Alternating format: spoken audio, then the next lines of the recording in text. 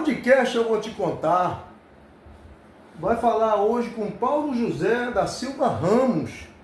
Ele que é político, advogado, economista, arquiteto, um cidadão de bem. Ele que foi nascido no dia 11 de outubro de 1955, aparado pela parteira Mãe Luzia, no tradicional bairro do Laguinho. Filho de Alceu Paulo Ramos e de Joaquina. Estudou o jardim de infância na escola paroquial São Benedito e depois houve uma série de idas e vindas. Passou pela doutor Getúlio Dornelles Vargas, onde funcionava o Colégio Amapaense. Depois voltou para a Escola Modelo Guanabara, retornou depois de novo para a Escola Paroquial São José. Ele vai contar essa história para a gente, até chegar na faculdade em Belém do Pará. Em 1974, já no seu curso superior, que não existia aqui no Amapá, teve que se deslocar para Belém. E lá criou também, junto com outros colegas, o EAP, o AP. Ele vai contar essa história também para a gente. Foi eleito para a Associação dos Universitários do Amapá, assumiu a presidência. Depois, quando regressou para a cidade de Macapá, foi procurador do município de Macapá, presidente do Macapá, criou a CRIAP, a Associação dos Criminalistas do Estado do Amapá, criou a União dos Negros do Amapá, casado com a dona Maria Isabel, essa história linda e maravilhosa que ele também vai contar, a nossa grande odontóloga, doutora Isabel, contar a história dos seus filhos. Enfim, gente, foi um dos fundadores do Rotary Club de Macapá, também vereador por 2 mandatos em Macapá e 5 mandatos de deputado estadual, sem contar que o Paulo José passou 40 anos de sua vida prestando bons serviços através da Defensoria Pública do Amapá. Funcionário público federal do ex-território federal do Amapá. E por parte de vocês, gente, agora em 2020, agora, recentemente, entrou na faculdade de urbanismo, arquitetura, e hoje exerce também esse cargo no conselho e também na associação que tem lá. Paulo José, é uma honra você contar toda essa história, começando lá no tradicional bairro do Laguinho, quando a Mãe Luzia lhe aparou. Conte aí a história do seu pai, que foi prefeito por muitos tempos aqui em Macapá, vários momentos, que veio lá da Pedreira, e a sua mãe, de família tradicional, lá do quilômetro do Curiaú. Prazer. Olha, primeiro eu quero dizer que é uma honra muito grande, aceitei de pronto o convite para nós falarmos um pouco da nossa história. Sim. Da história do Amapá, a história de Macapá. Eu realmente estou aqui muito emocionado, posso assim dizer, com essa pequena biografia que a minha vida permeou. Mas te dizer da minha alegria de poder falar da minha origem, de onde eu vim, o que fazer, o que eu pude contribuir para que a história da sociedade do Amapá, especialmente a negra, a preta, a contribuição que ela deu para a construção da habitação, do urbanismo. Hoje, as grandes palafitas que hoje derivam algumas áreas da cidade de Macapá, teve um precedente. Sim. Que foram os negros que construíram as casas de taipa, entendeu? Com enchimento de argila. Então são contribuições que o preto deu aqui para a nossa formação. Então é uma alegria, uma satisfação eu poder sair daqui, que aqui não tinha faculdade, e cursar Economia e Direito na cidade de Belém. E de lá, certamente, nós podemos dar uma contribuição o mundo universitário, alguns amapaenses que daqui saíram e não tinham muitas vezes o apoio logístico. E nós podemos dar essa contribuição lá. Mas eu estou aqui, Alfaia, para te dizer que é uma grande satisfação, uma alegria poder falar um pouco dessa história que não é minha, é da minha família. Sim. Diga aqui para os telespectadores e ouvintes, essa escola, que muita gente não sabe, gente, Getúlio Dornelles Vargas, hoje é uma escola bem tradicional aqui do nosso Amapá, né? Grupo Escolar Dr. Getúlio Dornelles Vargas. É um colégio amapaense, onde eu lá estudei, porque antigamente não tinha, o colégio amapaense era a metade do que é hoje. Hoje o colégio amapaense, ele dista da General Rondon até Eliezer Levi, mas antigamente ele iniciava na General Rondon e terminava na metade. Eu estudei exatamente no grupo Getúlio Vargas. Nos idos aí de final de 70, início de 80, nós estávamos lá dando essa contribuição. Grandes mestres passaram por lá.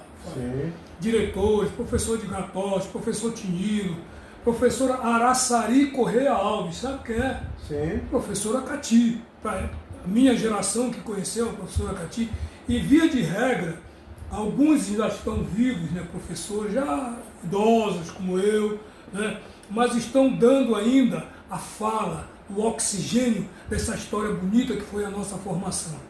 E falar em formação, Paulo José, quando você foi para Belém do Pará, você entrou na Associação Universitária do Amapá, onde você era Relações Públicas. Ajudou muitas pessoas que precisavam naquele momento, que não tinha a faculdade de Macapá. Certamente, Alfaia. Nós fundamos no dia 28 de outubro de 1977, a Associação dos Universitários do Amapá. Era uma entidade que recebia o apoio do governo do território, do então território, e lá nós dávamos a oportunidade para que esses amapaenses que iam daqui muitas vezes sem condições, nós pudéssemos dar a eles a atenção devida, a possibilidade deles poderem morar com dignidade, eles poderem cursar a faculdade de medicina, engenharia, direito, odontologia, todos os cursos que eram disponibilizados na cidade de Belém. E também em outros estados. A UAP ela funcionava como uma espécie de ponto de apoio para o acadêmico. O amapaense que saía daqui do Amapá ia estudar em qualquer lugar do Brasil, nós tínhamos contato com ele. E via de regra, esses estudantes nunca deixaram de ter o apoio da nossa entidade. Nós congregávamos em torno de 800 estudantes, a maior parte certamente em Belém e a outra espalhada em todo o Brasil. No Nordeste, por exemplo, no Ceará, no Rio Grande do Norte, no Pernambuco, nós tivemos a oportunidade de fazer vários encontros com amapaenses nesses estados para possibilitar o apoio que nós podíamos dar, que vinha exatamente do governo do território. Em Miguelópolis, no estado de São Paulo, em Alfenas, em Minas Gerais, fomos várias vezes lá apoiar o acadêmico, que hoje presta e oferece o seu serviço aqui no Amapá. Então isso para nós foi muito regozijado. Sim. E posso dizer, meu querido Alfaia, e você, telespectador, que o Amapá tem história, sobretudo para brasileiros que para cá vieram e junto conosco construir essa terra que me viu nascer e vai me dar o privilégio de aqui morrer. Um caso muito conhecido meu, né? O Evandro Luiz, meu irmão, jornalista, estudava no Rio de Janeiro. E o Paulo José, como ele era da Associação dos Universitários do Amapá, foi procurado por uma pessoa que estava assumindo a LBA. Perfeito. Conte essa história aí, só para mostrar para vocês como acontecia naquela época o Amapá, né? Os profissionais que vinham formados. Para você que está nos assistindo, esse programa extraordinário que saiu da cabeça do idealizador, Alfaia eu conheço desde a Serra do Navio, quando ele era vereador. E tinha uma associação chamada Adocacena. A Adocacena era a Associação das Donas de Casa de Serra do Navio. Veja o nome. Então, desde esse tempo, viu, Alfaia, nós possibilitávamos que as pessoas que eram formadas em Belém e buscavam uma ocupação técnica pudessem chegar aqui já com emprego garantido. E para nossa sorte, Evandro Luiz um dos maiores jornalistas que esta terra produziu, foi contemplado com emprego na Fundação Legião Brasileira de Assistência, LBA, a pedido da presidente da época. Isso nos deixou muito satisfeitos, porque não só a LBA, mas como todos os órgãos públicos do Amapá receberam universitários concluintes, formados, médicos, advogados, dentistas, engenheiros, enfermeiros, geólogos. Todo esse corpo técnico era formado em Belém ou em outros estados, e os órgãos públicos utilizavam o ato para pedir a possibilidade de nós encaminharmos. E nós fizemos isso por muitos anos. E quem era presidente dessa época, da LBA? Deputada Fátima Pelage. Ela que nos telefonou e pediu um técnico na área da comunicação. Ora, quem veio para cá vieram dois, o Evandro Luiz e o Edgar Santos de Barro, Barro dos Santos, os dois, e aposentaram praticamente na LBA. Isso para nós é motivo de alegria, viu? Sim. Além deles, médicos, às vezes a gente anda nos corredores dos hospitais, encontra com médicos que nós mandamos para cá, já na fase de aposentadoria, ou dando a sua contribuição profissional. Isso aí é muito gratificante, viu? Agora, Paulo José, você falou de todos esses profissionais, e lá na universidade você conheceu Maria Isabel Ávila, que hoje é a sua esposa, era odontóloga, doutora Isabel. Conte um pouquinho sobre essa história de amor, onde hoje tem 5 filhos, também prestando o seu serviço à sociedade amapaense. Daqui a pouco nós vamos falar dos filhos também, que é um orgulho, gente, um orgulho de família. Paulo José é filho do seu Alceu, que era contador, foi prefeito várias vezes em Macapá, irmão do Alceu, que foi 7 vezes vereador, o que tem mais mandato até a atual data, e irmão do Paulo José, do José Paulo, que é o criador aqui do Conselho de Contabilista do Amapá, irmão da Doralice, né, empresária de Macapá, mãe da doutora Elaine Cantuária, juíza de direito desse estado. Sua filha, vereadora por vários mandatos já, Adriana. Seu filho, Paulinho Ramos, também já passou pela Assembleia Legislativa. Seu sobrinho, que hoje é presidente do PTB. É PRD agora. Já mudou, já houve uma fusão. Ou seja, uma família super tradicional, sem contar com o Raul, gente, que hoje é aposentado, nosso amigo do handebol, no handebol, da educação física. E o nosso saudoso Major. É o Anselmo da Silva Ramos. E tem um Jupirã também. Que é o pai do Cássio. Então, conte aí essa história de amor. Alfaia, eu estava em cima de um caminhão em frente à Universidade Federal do Pará. Olha que bonito. Falando, discursando. E era uma época difícil, né? Que era a época da ditadura, do fim da ditadura, mas ainda tinha uma operação rescaldo, né? João Batista Figueiredo? João Batista de Oliveira Figueiredo. Fez a abertura do... Isso, ele entregou do Geisel, o Figueiredo, Ernesto Geisel, presidente duro, militares, generais. E na frente da universidade tinha um caminhão velho, um colega nosso lá, inclusive o Arnaldo Jordi, que é deputado federal pelo Pará. O Joaquim Passarinho também, que são deputados federais, meus amigos, fomos contemporâneos da Faculdade de Direito. Então eu estava discursando lá e tinha um pessoal de Macapá, que eu estava lá representando a Associação dos Universitários do Amapá. E fui convidado como estudante, como acadêmico, para poder falar um pouco desse momento. Ora, para minha felicidade, para minha alegria, eu vi uma moça lá de 1,50 m, abanando a mão, parabenizando, né? Dando aquela força, viu? Eu não sei se era eu que estava interessado por ela ou era por mim, né? Que das nossas reuniões que nós fazíamos no Vadião. Vadião é uma área ampla, quem conhece a Universidade do Pará sabe de que eu estou falando. O Vadião era um local, era um fórum legítimo dos estudantes, onde lá se fazia greve, se fazia manifestação, reuniões. E várias vezes eu fiz reuniões com os estudantes da universidade, da qual ela participava, na Faculdade de Odontologia. E aí Aquele dia foi um dia memorável na minha vida, tenho certeza que a Isabel também. Foi quando ela abanou a mão, tá? Fez assim, olha, jogou um beijo. A partir desse beijo, meu irmão, são 45 anos casados, né? Tivemos... Apaixonou de vez o preto. O Preto Velho se uniu o Laguinha com o bairro do Trem, mas foi interessante porque 2 dias depois nós fizemos uma reunião na Faculdade de Odontologia na Batista Campos, ali perto da MESBA, etc.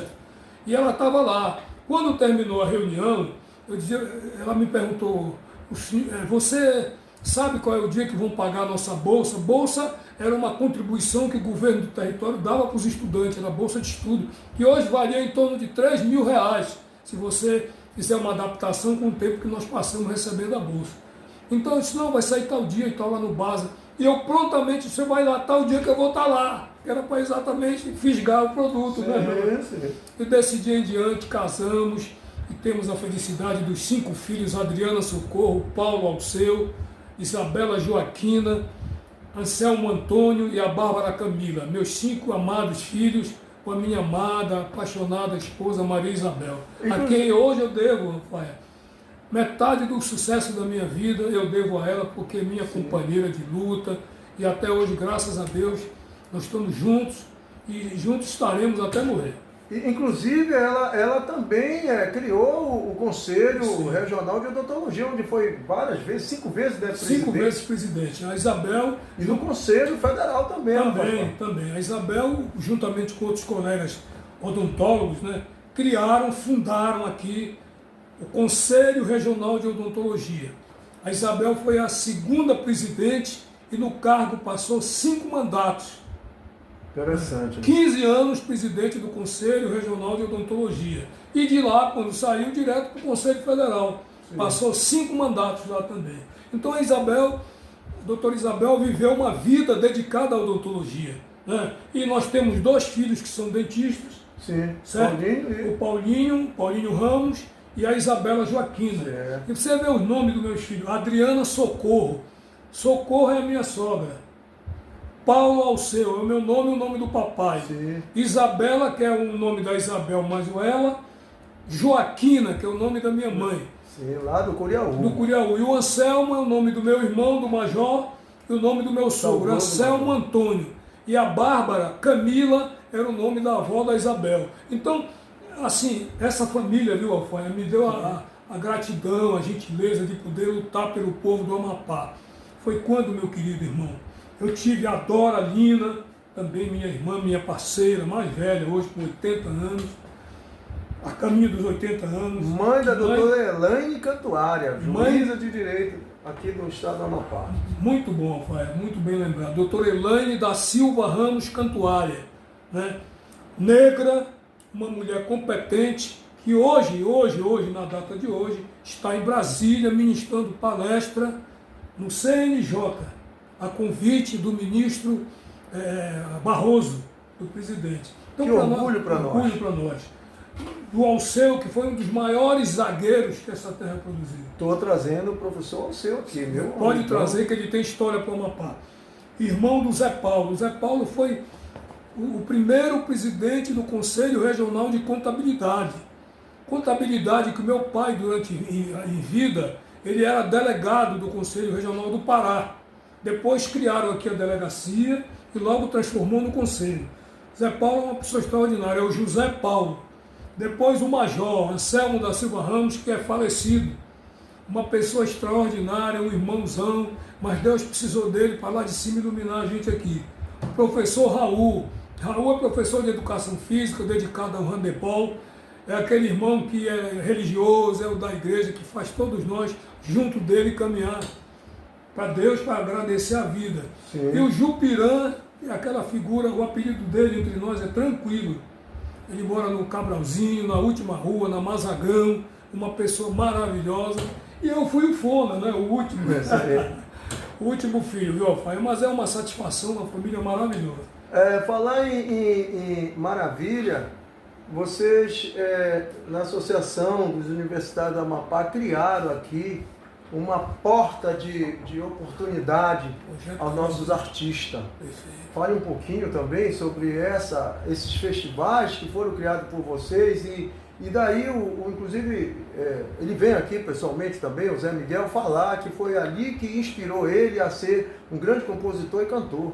Projetamos o Zé Miguel no primeiro FUMAP. O que é FUMAP? Festival Universitário da Música Amapaense. Sim. Nós planejávamos em Belém, sob a batuta do saudoso Paulo de Tarso Gugel, que era bacharel em turismo e ficou encarregado de produzir essas artes maravilhosas. Sim. Zé Miguel, Fernando Canto, o Bi Trindade, Osmar Júnior, toda essa pleia de Fernando Canto, Grupo Pilão. Grupo Pilão. O Fernando Canto, gente, que eu tive o privilégio, enquanto deputado estadual, conceder o título para ele de cidadão amapaense. O Fernando Canto era um dos responsáveis pelo sucesso do Festival Universitário da Música Amapaense. E ele fazia parte da diretoria. Na época que nós fundamos a UAP, a Associação dos Universitários do Amapá, o Fernando Canto era da oposição. Ele, o Odilardo Lima, pessoas sensacionais. Mas a oposição dele era para construir um debate onde tivesse os pensamentos diferentes. E juntos nós fortalecíamos o Amapá, porque nós discutimos sobre o Amapá. E a Alfaia, meu querido Alfaia, nós criamos o Projeto Cabralzinho. O que é isso, Paulo José? O Projeto Cabralzinho funcionava nos moldes do Projeto Rondon. Nós trazíamos os universitários de todas as áreas para atuarem no Amapá. Em todos os municípios, Oiapoque, Calçoene, Ferreira Gomes, todos os municípios eram atendidos exatamente pelo Projeto Cabralzinho. Entretanto, nós só tínhamos 5 municípios: Amapá, Macapá, Oiapoque, Calçoene e Mazagão. Então, os universitários vinham uniformizados com a camisa da associação, eles iam conhecer a realidade onde eles provavelmente vinham atuar. Sim. Entende? Então, eram 2 fases: a fase de integração, que era o Festival Universitário da Música Amapaense, e a fase de interiorização, onde você tinha o apoio do governo do território. E aqui eu faço uma ressalva ao nosso saudoso governador Aníbal Barcelos, que ele deu todo o apoio, grande comandante, ele dava o apoio integral para a associação, porque ele via que ali existia, além da seriedade e responsabilidade, a oportunidade de ocupar essa mão de obra. Então foi um sucesso total, e aqui eu quero enaltecer esse pessoal da cultura que hoje está aqui, né, acima dos 60 já, mas deram grande, indiscutível e recomendável, necessária contribuição ao crescimento da cultura da época. Paulo José, você falou em trabalho aí. Eu me lembro que quando você terminou a sua faculdade de Economia e de Direito, você retornou a Macapá. E você foi convidado para ser procurador do município. Aí nós vamos entrar nessa questão profissional sua. Eu soube que você foi representar o estado do Amapá em outro estado e sentiu a necessidade de criar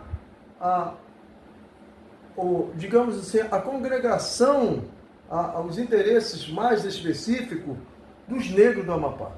Conte aí pra gente, para o pessoal saberem como foi criado a União dos Negros do Amapá. Olha, é uma história que eu vou falar com um pouco de emoção, né? Que traga para dentro dessa história a história do meu velho, querido e saudoso pai, o seu Alceu Paulo Ramos, que foi prefeito dessa cidade, onde ele nasceu praticamente, que nasceu no Santo Antônio da Pedreira, no Retiro do Santo Antônio, e da minha saudosa mãe, que nasceu no quilombo do Curiaú. Então, ambos negros, de famílias negras, absolutamente pretas, e que nos deram a oportunidade de parar um pouco e refletir a importância que nós tínhamos de que essa história, a contribuição que o negro tem, não só no fator do trabalho, mas da filosofia, da cultura, manifestações culturais, do folclore, mas sobretudo da ciência. que é na ciência que o negro tem uma grande e indispensável e necessária contribuição para dar para essa terra. Então, Alfaia, a União dos Negros do Amapá, ela foi fundada debaixo da mangueira da Casa da Tavares, aqui na Milton Silva. Quem passar por lá vai ver uma foto da Avenida, que era viva, da Tavares e do Sobral. 3 pretos de extraordinária ilustração ao povo do Amapá, pela história e pela contribuição da cultura. Ali foi fundada a UNA. Eu quero aqui fazer um ressalto de que a UNA não era uma entidade tão somente para cuidar de folclore. A UNA é uma entidade de pretos, mas que aceita brancos para dar a sua contribuição, mas que tinha um viés filosófico, científico, acadêmico. A UNA não é tão somente um prédio que lá você vai assistir o Marabaixa, a Missa dos Quilombos, vai comprar souvenir, vai comprar produtos sensacionais que não deixa a desejar para a Bahia, para São Paulo. Você entra na UNA, as colunas com aquelas gravuras representam a história da negritude, da pretice que nós temos aqui. Então, quando você olha a UNA, olhe uma entidade altamente científica. A UNA precisa, a Maria Luísa, a Cristina vai fazer isso, eu tenho convicção, ela vai fazer um protocolo de intenções com a Universidade Federal do Amapá, para que nós estudemos a nossa ancestralidade. Sim. De onde nós viemos, importantíssimo. a nossa contribuição. Você vê que hoje o preto, ele não quer tão somente discutir os seus espaços de poder. Não. O preto quer dar a sua contribuição da inteligência, da sua capacidade evolutiva, da sua capacidade técnica, para construir uma sociedade justa, igual. Que o preconceito não seja mais um sentimento de estupidez. Ele passe a ser, muito embora que os parlamentares estão evoluindo com a questão da punição para quem ainda adota esse comportamento discriminatório, ele possa ser mais rigoroso. O negro ou o preto, ele tem uma grande contribuição a dar para esse país. Aliás, se os pretos forem entrar com uma ação de execução, cobrando o que eles construíram no Brasil, não vai ter dinheiro para pagar. Então o preto, o negro, esse que muitas vezes as pessoas de forma absolutamente estúpida, ignorante, ainda adotam um comportamento preconceituoso, tem que respeitar esse povo, porque esse povo que fez esse país, ele foi escravo, ele apanhou, foi açoitado, no entanto, muito ele construiu. Então é preciso que a sociedade brasileira olhe isso, não com pena, ou para dar uma oportunidade, ou para fazer figura, mas que o negro tem que ser olhado com a grande contribuição que tantos brancos deram. Então isso é uma forma de você crescer do ponto de vista não só intelectual, mas social, humano sobretudo. Você falou em Cristina Almeida, uma negra também que, minha amiga de infância, deputada estadual, trabalhou muito pela ancestralidade também, mas você falou na irmã dela, Maria Luísa, que estava lá junto com você, o seu irmão, o Zé Paulo, também o Sacaca, o saudoso Sacaca, o seu Roldão lá do Curiaú, aquela irmã, a Paulina... Não, Maria Regina da Costa Pedro. Pedro. É. Também estava a dos Anjos. Maria dos Anjos Tavares Miguel. A Efigênia. A Eugênia. Eugênia Picanço. Ou seja, gente, tinha todas essas pessoas naquele momento criando a UNA. A dona Libório e a sua prima, que nasceu, curiosidade, gente, no mesmo dia que o Paulo José, no dia 11 de outubro de 1955, a Maria Raimunda, que hoje, em homenagem a ela, é o centro... Raimunda de Nazaré da Silva Ramos. Foi aparada pela... uma mulher maravilhosa, que hoje dá um nome à maternidade. Sim. A mãe Luzia. Mãe Luzia me aparou a Raimundinha no mesmo dia. No mesmo Curiosidade. dia. Curiosidade. Alfaia, meu irmão. A UNA, a União dos Negros do Amapá, e aqui eu quero, não por vaidade, mas por uma questão histórica. Eu desenhei, já tinha uma inspiração da arquitetura, aquelas duas mãos seguras. Está lá até hoje, lá na simbolizando a união. Sim. Aquilo foi um desenho meu, debaixo de uma inspiração. Já pensava em ser arquiteto naquela época. União dos Negros do Amapá, no seu estatuto, na sua doutrina, mais especificamente falando, ou filosofando um pouco, a UNA é uma entidade que ela vem para pesquisar a nossa ancestralidade. Volto a pronunciar a mesma frase que eu pronunciei antes. De onde nós vamos, o que nós somos e o que nós podemos contribuir para a sociedade. A UNA vai participar do processo político sempre. Sim. Ela não é uma associação ou uma entidade partidária. Não, ela tem a responsabilidade de preparar os pretos para participar do processo de poder. A Maria Luísa foi a Maria Cristina Tavares de Almeida foi a primeira negra que tomou posse na Assembleia Legislativa do Estado do Amapá. O deputado Paulo José foi o primeiro negro que tomou posse na Assembleia Legislativa do Estado do Amapá. Então nós fizemos história, porque quem nos elegeu foi o branco, mas foi o preto também, porque queria colocar um membro lá, o Faia, para ele debater os interesses que são nossos também. Representatividade. Representatividade. Então, para encerrar, eu quero só te dizer que a UNA, ela precisa ser visitada, ela precisa ser pesquisada por todos que moram nessa terra e os que vierem para cá. Porque ela tem uma história, não só da sua fundação, o Sacaca, Raimundo dos Santos Souza, o seu Roldão Amâncio da Silva, são pessoas que deram uma grande contribuição. E por falar em Sacaca, eu me sinto na obrigação, Faia, de dizer que eu fui o advogado dele quando prenderam Sacaca. Sim, essa história, com certeza o Dô, com o Feio, o outro da família, vão contar pra gente, mas você foi advogado. Eu fui o advogado, eu me sinto na obrigação de dizer, o Sacaca, que tem um monumento, tem um museu com o nome dele, foi preso, porque estava ajudando as famílias com a medicina popular que ele desenvolvia há anos. E digo mais, quando prenderam o Sacaca, por obra e graça de um procurador da República que veio aqui, João Bosco de Araújo Fonte Júnior, que me parece que já até morreu, esse senhor não conhecia o Amapá, ele não conhecia o Sacaca, a contribuição que ele dava para a medicina do Brasil.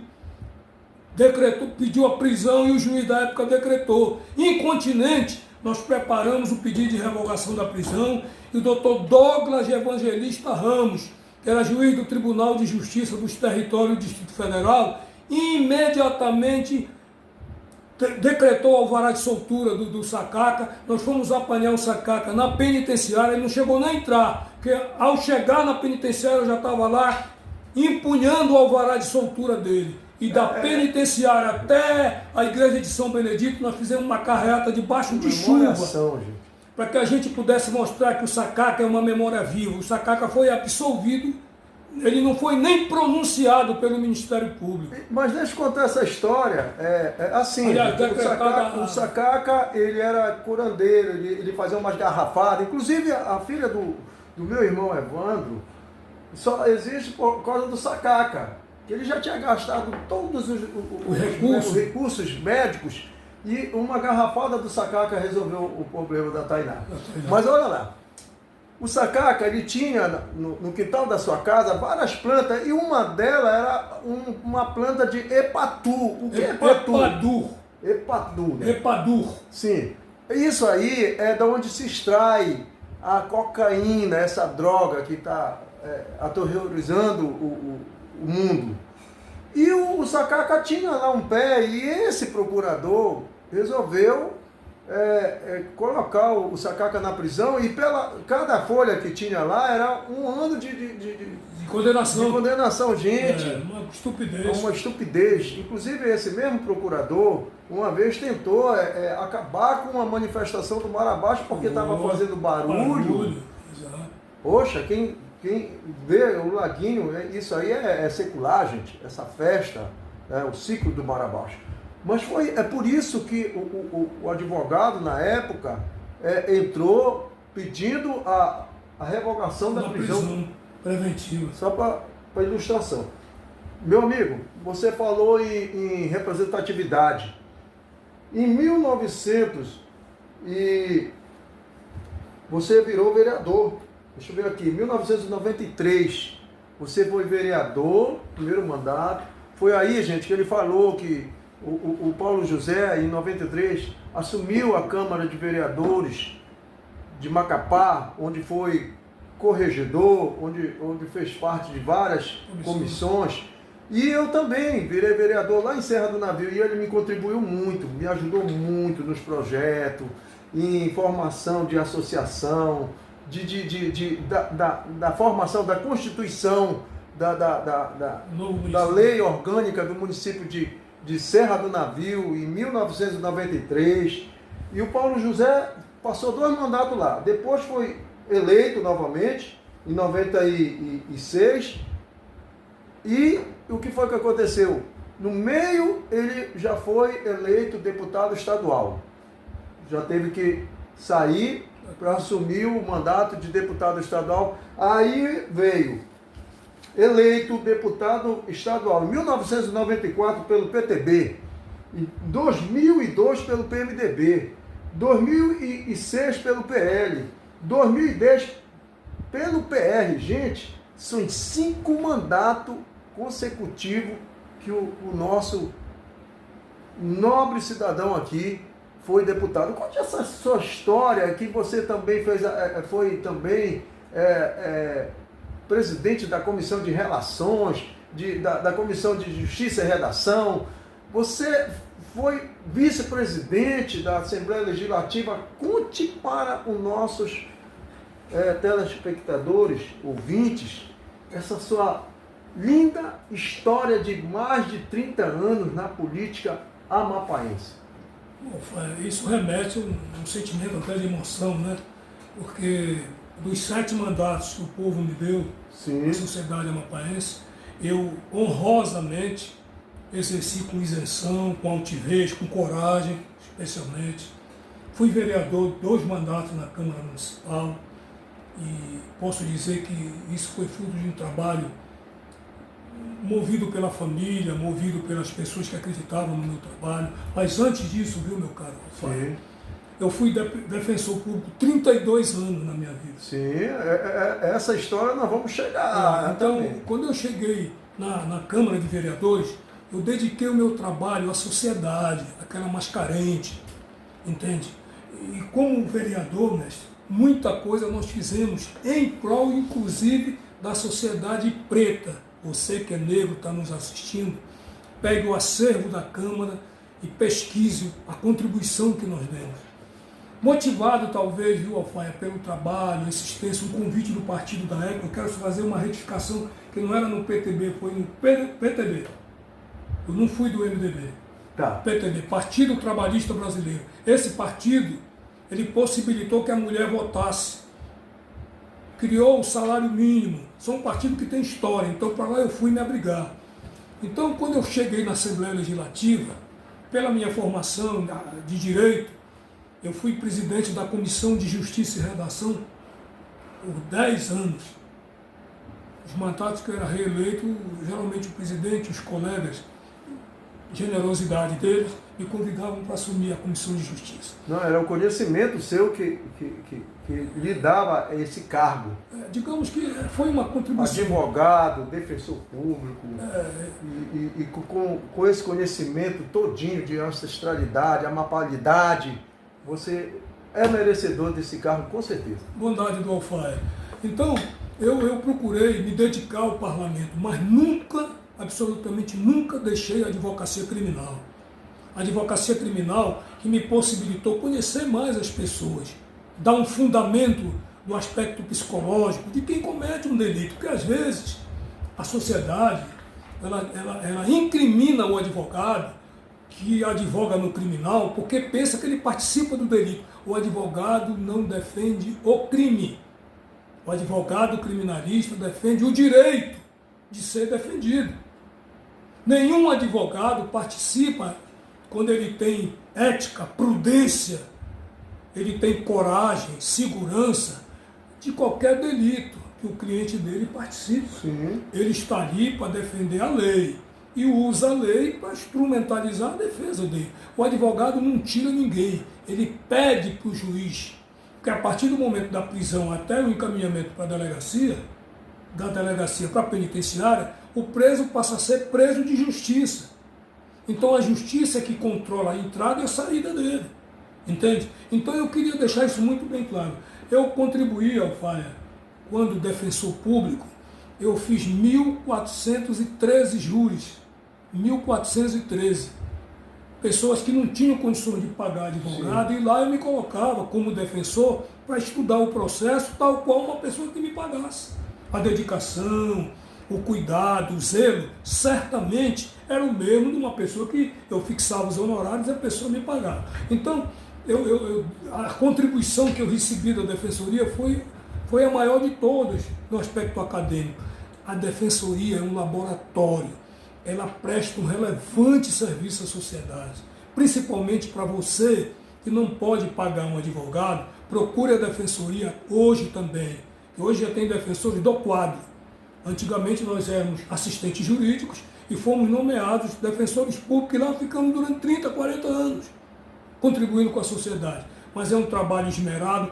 Todos os colegas que passaram e que estão lá são pessoas dedicadas. Hoje já tem uma estrutura maior, mas antes nós sofremos muito nessas estradas aí. Desembargador Mário Gutierrez, desembargador Douglas, ministro Nildo Amaral de Melo Castro, esse povo todo viajava conosco na estrada de chão. Nós tirávamos daqui para Oiapoque às vezes, 1 dia e meio, porque não tinha asfalto. Nós íamos para o Laranjal do Jari, que ainda era Mazagão, atuar lá na fronteira, na jurisdição do Pará e Amapá. Nós íamos de barco, era 2, 3 dias. Mas foi um verdadeiro aprendizado, meu caro.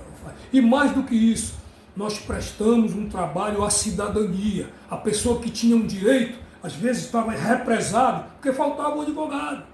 E a justiça só funciona se for provocada. Então o advogado se assenhorava no problema e ia pedir, ia pelejar junto à justiça para buscar esse direito. Paulo José, você falou aí em defensoria, hoje tem uma estrutura, inclusive fizeram ali na Eliezer Levi, entre a Avenida Fábio e Procópio Rola, inauguraram um novo prédio, está lindo e maravilhoso. E em homenagem a um grande advogado criminalista que veio a falecer também agora, vai ser colocado o nome dele naquele prédio, Wagner Gomes. Eu não sei se você está sabendo, mas estão preparando o nome do Wagner Gomes para ser colocado naquele prédio, que foi também um outro criminalista. E vocês que estão ouvindo aí, você falou nesse júri todo, a maioria você conseguiu absorver, não foi isso? A gente fazia um cálculo, né, entre defensoria e promotoria. Nesse balanço geral, a defensoria ganhou. Nós absolvemos 70% dos 1.413.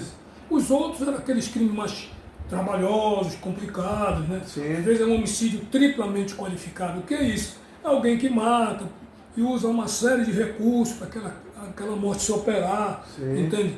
Mas, Alfaia, você falou no Wagner. Jorge Wagner Costa Gomes, um dos mais brilhantes profissionais do direito que eu conheci. Justo, ético, foi meu presidente da minha casa, que é a Ordem dos Advogados do Brasil. O Wagner deixou legado de história na advocacia, foi homem de resistência, ele enfrentou polícia, enfrentou exército. Uma época que eu estava em Brasília como acadêmico de arquitetura, de direito, e o Wagner, juntamente com Marcelo Lavenere, que é um paraibano bom, um grande jurista, advogado competente, era presidente do Conselho Federal, enfrentou a ditadura. Eu me lembro que o Wagner era uma pessoa de linha de frente, chamavam para ele de Amapá. Eu me lembro, viu, Alfaia, anos depois, eu fui, como acadêmico de Direito em Belém, eu fui participar de um estágio universitário em Brasília. Sim. Então nós estávamos investidos do cargo de deputado, depois senador. Eu tive o privilégio de ser escolhido presidente da Comissão de Legislação Social. E presidimos lá no plenário da Câmara, ali eu me senti, sabe, senhor do Amapá, falei do Amapá, que é a terra que me viu nascer, e vai ter o privilégio de aqui morrer, vou ter esse privilégio se Deus quiser, mas eu quero te dizer, meu querido Afaia, senhores telespectadores, o Wagner deixou para nós uma história, um livro, que todo dia nós temos que olhar, sobretudo nós, advogados criminalistas, aqueles que todo dia saem para buscar a liberdade, para acompanhar um processo para o seu paciente. O Wagner, posso aqui dizer, foi um dos melhores amapaenses, foi um dos melhores advogados desse país. Hoje ele é respeitado em todo o Brasil, porque os advogados da época dele e pós-Wagner certamente vão conhecer a história de um profissional do direito, de um operador do direito respeitado no Brasil inteiro. Curiosidade, gente, o Wagner foi o fundador do PT aqui no Amapá. Ele era amigo pessoal do Lula. Eu vi o Lula várias vezes vir aqui no Amapá tomar umas cachaças com o Wagner. E falando em advogado criminalista, você também criou a Associação dos Advogados Criminalistas do Amapá. Conte essa história também para que as pessoas saibam que você passou por essa história. O Alfaia está abrindo um baú aí. Mas é esse o objetivo do nosso podcast. Beleza. É falar realmente é o que as pessoas pouco sabem, gente. É o resgate da nossa memória, a amapalidade, a ancestralidade. É essa história que precisa ser contada para as pessoas, os alunos, os jovens, as pessoas que chegam no Amapá e não conhecem a nossa memória. Como pessoa como você, como sua família, que fez esse estado do Amapá hoje o que é, toda essa trajetória de sucesso, de desenvolvimento que nós temos aqui nesse ricão canto do Brasil, que é o extremo norte do Brasil, Amapá. Eu tive, juntamente com outros colegas advogados, aqui tenho que citá-los. Sim. Dr. Charles Bordalo, um brilhante profissional. Dr. Josimar Souza, um homem de estatura mediana, mas é um gigante no direito. Dr. Astor. Dr. Astor, aqui eu destaco como um dos profissionais mais éticos que eu já conheci, né? Dr. Paueni Pinto também. Dr. Paueni é um brilhante advogado. Dr. Márcio André, Dr. Anselmo Antônio também estavam lá. Dr. Orlando Neto e tantos outros. Nós criamos, idealizamos e criamos e fundamos, dia 23 de abril de 2014, 10 anos atrás, a Associação dos Advogados e Advogadas Criminalistas do Estado do Amapá, a CRIMAP, que eu tive o privilégio de por 10 anos ser o presidente. Sim. Fizemos a eleição e foi eleita a doutora Diandra Moreira, advogada combativa, preparada, inteligente, que haverá de dar continuidade para esse trabalho. E o Wagner foi o nosso presidente de honra. E o nome da associação é Cícero Borges Bordalo, pai do nosso querido Charles Bordalo, pai do Dr. Cícero Bordalo Júnior, avô do Dr. Cícero Bordalo Neto, um advogado brilhante que também deixou uma história para nós. Curiosidade, ele que é o OAB número 001 do Amapá. Eu quero só fazer uma retificação. A 001 é da desembargadora Sulami Palmeira Monassa de Almeida, que é desembargadora do TRT do Pará. Ela, inclusive, deverá ser a próxima presidente do Tribunal Regional do Trabalho. O número 2 foi o Dr. Pedro Piticove. E o número 3 foi o Dr. Cícero Bordalo. Sim. E quando ele chegou aqui, não existia OAB, eles chegaram. Ah, tá. Aí vieram do Pará. Certo. Depois fizeram essa modificação. Tá bom, meu irmão? Fechou. Macapá Esporte Clube. Você foi jogador de basquete também, pelo que eu andei conquistando, e você foi presidente lá. Fui. Desse clube maravilhoso. E fale sobre o Rotary Clube. Você sempre esteve nessa questão humanitária, nessa questão de ajuda a populações mais carentes, é isso? Perfeito. Nós fomos do Rotary, eu sou rotariano, a minha esposa também é rotariana. E a época que eu entrei no Rotary, o presidente era o seu Alceu Paulo Ramos. Seu pai. E a dona Joaquina da Silva Ramos era vice-presidente, presidente da Casa da Amizade. Foi quando o papai levou todos nós por rota. De lá para cá já tem alguns anos. Então, eu presidi o Esporte Clube Macapá com muita alegria. Fui atleta de basquete na época do Peixinho, do Bolô, do Alex, do Macaíba, do Récio. Ernesto Sebastião Dias Neto, do Luiz Passani, que era o nosso técnico. Então foi um período muito bom. Já se vão alguns anos aí, viu, rapaz? Até 50 anos atrás. Mas tive o privilégio. Quando eu fui presidente do Macapá, nós fomos o campeão do primeiro Copão da Amazônia, quando eu passei pela presidência do Macapá. E lembro de tantos, né? Tantos conselheiros como Ernesto, Abdala Uati, aliás, o Abdala, o Edésio Lobato de Souza, né? Que foi um grande, meu professor de matemática. O Walter Cantuária, que foi quem me estimulou. O Wilson Senna, o Wilson Ponte de Senna. E esse pessoal eu guardo na minha memória com muita alegria, repasso para meus filhos essa história. E a minha pretensão, viu, Alfaia? Aproveitando em primeira mão o teu podcast, eu vou lançar o livro dessa história aí, para que a gente possa, com certeza, deixar um testemunho para quem quiser conhecer um pouco do nosso trabalho. Já passamos pela política, pela família, pela sua atuação, como se diz, essa atuação cultural.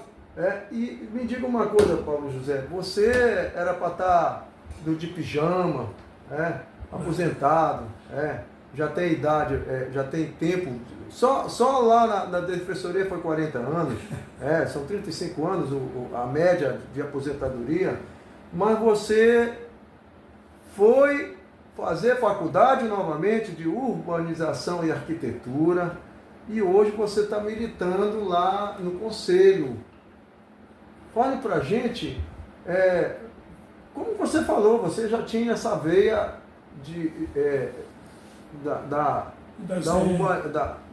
do desenho, né? Tanto prova que lá em 1986 fundou a UNA e já tinha lá o seu desenho. Fale pra gente o que lhe levou a fazer um curso superior novamente, mais um curso superior na sua vida, e você está militando. Eu vi uma audiência pública no qual você estava lá discutindo com os técnicos da universidades, dos conselhos de engenharia, de arquitetura, de urbanista, sobre a nossa Macapá. Perfeito. Alfaia, a arquitetura nasceu ainda criança. No quintal de casa eu fazia as cidades, né? Quando eles estavam asfaltando a Iracema Carlos Nunes, eu pedia o asfalto numa lata, escondido do seu Alceu, né? Eu ia lá para o quintal e fazia as estradas, pegava cabo de vassoura e fazia os postes. Aí a Dora me ensinava lá com um chincarativo, fazer flores, pegava areia, o Raul também, e lá a gente criava a prefeitura, o governo, entende? Então a partir dali eu fazia casa de lata de leite ninho, o leite de óleos, aliás, de óleo salada. Não tinha salada? Sim, é salada. A gente abria a lata e fazia as janelas e tal. Eu estou fazendo uma cidade para os meus netos. Eu tenho 5 netos, né? Sim. A Laura, o Paulo, a Luísa, a Giovana e vai nascer agora o Paulo Antônio. Então, eu vou deixar para eles o sentimento onde nasceu o meu desejo, o amor que eu tenho pela arquitetura. Então, eu me formei em 2020 no CEAP, Centro de Ensino Superior do Amapá. Brilhantes mestres, e hoje tenho o privilégio de ser o vice-presidente do Conselho de Arquitetura e Urbanismo. O que é arquitetura? A arquitetura é uma ciência pura, onde você pensa, idealiza, e você coloca a sua ideia e contempla ali um projeto que eu sempre digo, o arquiteto é o cientista do futuro, é ele que vai planejar o espaço, porque à medida que o mundo cresce, os espaços vão encurtando.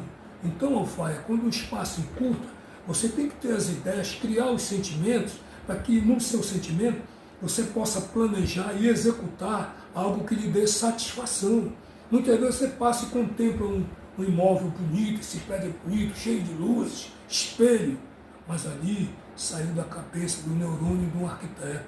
O arquiteto também ele é urbanista. Nós formamos em arquitetura e urbanismo. Nós temos que cuidar das cidades.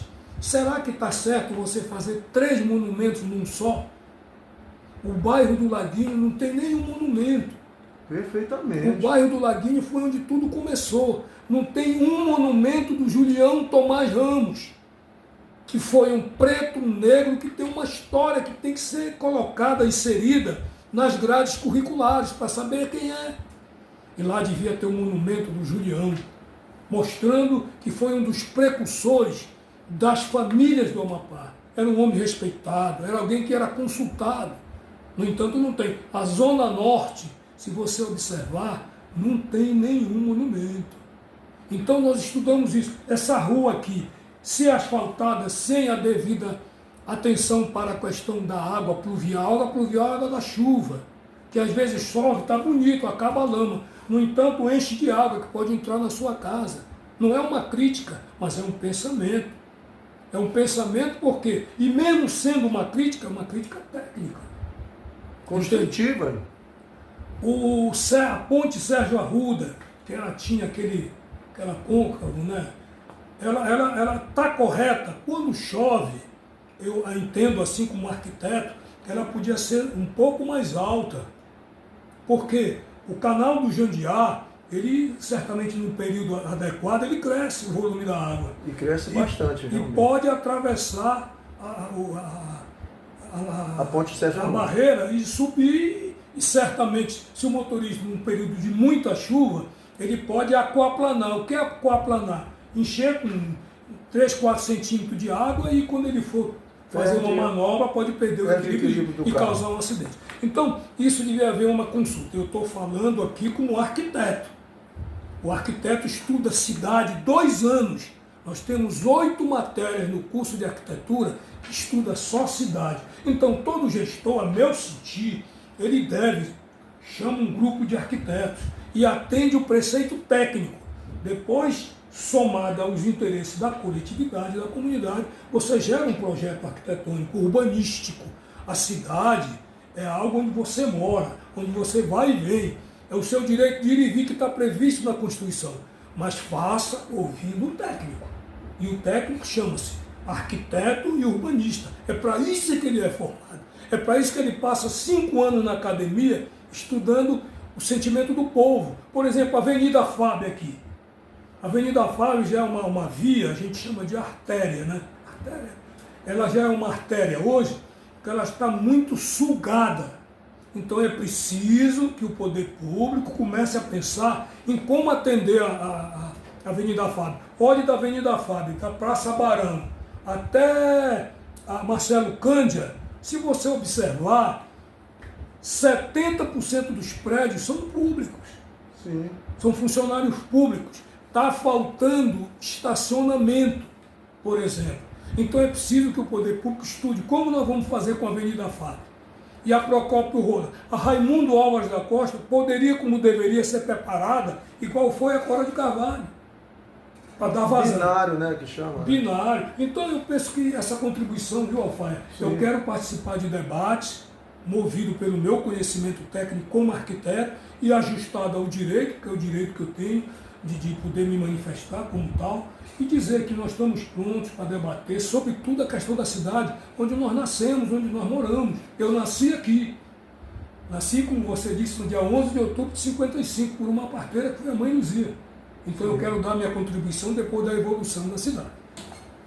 Meu amigo, já conversamos de todas as nuances da sua vida, que é muito maravilhosa, viu, gente? Família Ramos da Silva, né? É muito bonito. A gente fez questão, você como servidor público federal, até hoje atuando na sua atividade.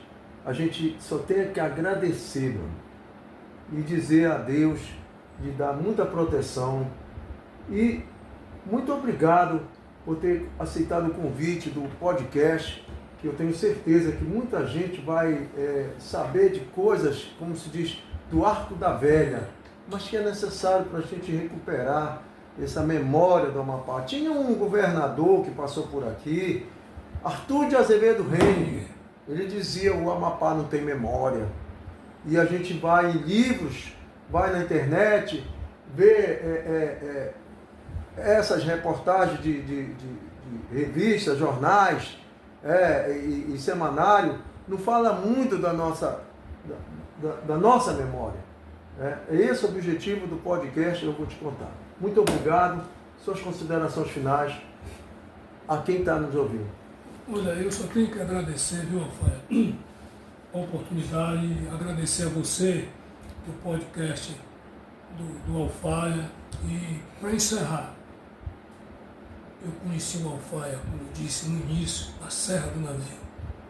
Um homem dedicado às causas da sociedade, às causas coletivas. E quando ele vem para cá hoje, nesse instrumento que é o podcast, informar, não deixe de assistir.